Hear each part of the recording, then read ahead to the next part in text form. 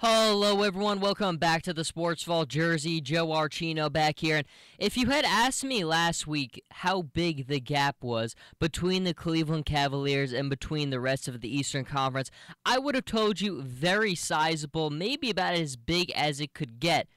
But right now, I just don't know if I would answer that same way. That same just drop off is not as visible now as it was just a week ago and for so much of this season. And of course, this coming after the Cavs win one of their last three. They beat the Pacers last night 196 after losing to the Raptors on Friday 99-97 and then losing to the Wizards on Sunday 113-99. Of course, the loss to the Wizards most notably marked by LeBron not playing, but regardless, it was a loss, and a loss against a Eastern Conference team, which I think for the most part, most people have written off as the Cavaliers as the de facto easy winners, and the gap could not be more sizable.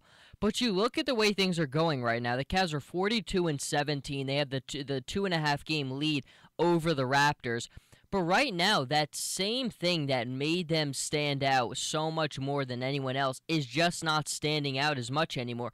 Now we have controversy. We have reports coming out. Stephen A. Smith, of course, coming out and saying the other day that Kyrie Irving would prefer to be elsewhere from the Cleveland Cavaliers. It's not the first time we have seen reports of that nature, but it is interesting and, of course, convenient from his point of view to put that story out there when the Cavs come off two difficult losses in a row. But while it is convenient for him to put that story out there, there's truth and there's merit to that story being there because it is not perfect for the Cleveland Cavaliers.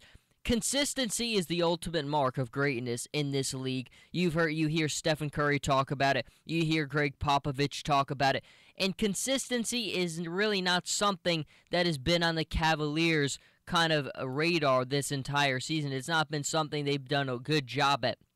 They put together stretches where they've had some very nice periods of consistency. Tyronn Lue got them going in a stretch where they were scoring 100 points a game, 100 points a game, 100 points a game. Looked very soft, very comfortable, and they just had a fluid tempo about them. I think when they handed Oklahoma City their biggest loss of the season at their home, we were all pretty convinced the direction that the Cavaliers were going in was very positive, but then they turned it around and they followed up with a very disappointing loss. And my comment after that was, great wins should be followed by wins as usual for the Cavaliers, but that was not the story. And now certainly the directions have gone in opposite headlines right now. And right now the backs are up against the wall for the Cavaliers. That was an ugly win against the Pacers, and even with that win, the thoughts had still persisted in my head of the same problems that I had seen against Toronto and the same problems I had seen against Washington. It's just a complex dynamic with this team right now, and that happens. When David Blatt got fired, I think that really was such a distraction more than anything. The players obviously wanted a change. Management felt a change was needed, but when you're a team like Cleveland and your coach had won 30 games at that point of the season, had a solid lock over first place, had taken you to the finals in his first year, and you make a change, that is a mark of instability. Instability normally does not help you hold up trophies at the end of the day. Does Golden State have that same level of instability? Does San Antonio have that same level of instability? They do not. The instability and the inconsistencies of the Cavaliers have been a major detriment to them this season. Now, I still have to hold on to in the very fiber of my being that superstars win in the playoffs. It's just always what has happened. Are the Cavaliers perfect? No. Are the Cavaliers going to win a title this season? Highly unlikely. But will the Cavaliers make it back to the finals? Even with all this stuff, even with their backs up against the wall, with the inconsistencies, I just can't conceivably look at a 7-game series and say that Cleveland is not going to come out of it in the Eastern Conference, because in 7 games you have LeBron, you have and that's also under the account that Kyrie and Kevin Love are healthy, but even without Kevin Love and Kyrie Irving healthy last season, the Cavaliers demonstrated how flawlessly and effortlessly. They walked to the NBA Finals last year. I mean, that might have been the most effortless walk LeBron has ever had taken to the NBA Finals.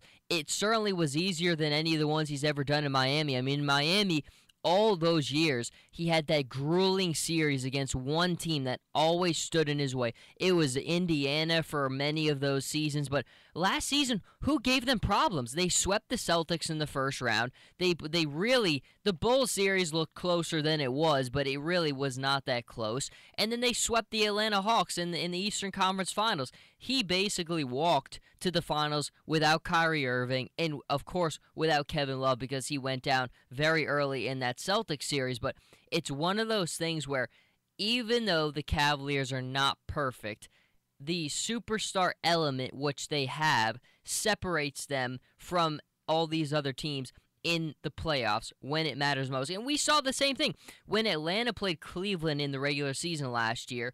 There were problems. Cleveland didn't play well against them in the regular season.